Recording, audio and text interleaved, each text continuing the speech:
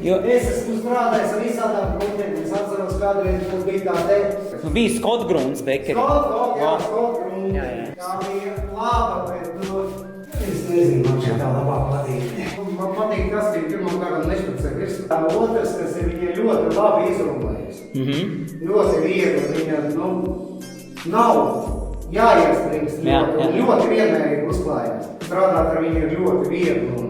Burtiski, ka tu pēdējo plānu kārtiņu tā finišam lancei. Burtiski tāds. Tās ļoti labi padodās, viņi ļoti viegli klājās virsū. Nav jāpieliek nekāds ļoti liels fizisks spēks. Mierīgi strādājot, viņi ļoti ātri un viegli klājās. Klājās, sadās viņi ļoti viegli.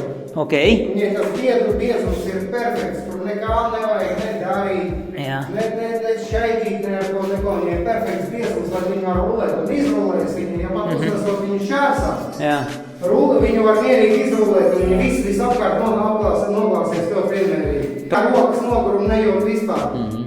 Pat griezes krāt, vispār nejūt šo krāsu. Ļoti patīk.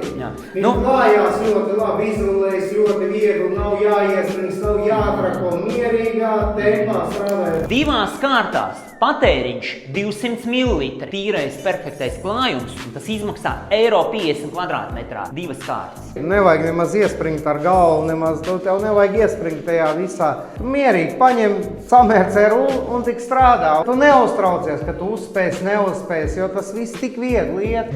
Patēriņš ir ļoti lielisks. Izmantojam non-drip grunts un wall primer grunts krāsu, griestu krāsa 2S un 2 top produkti 5 Pro un Dexo 1 Ultramat.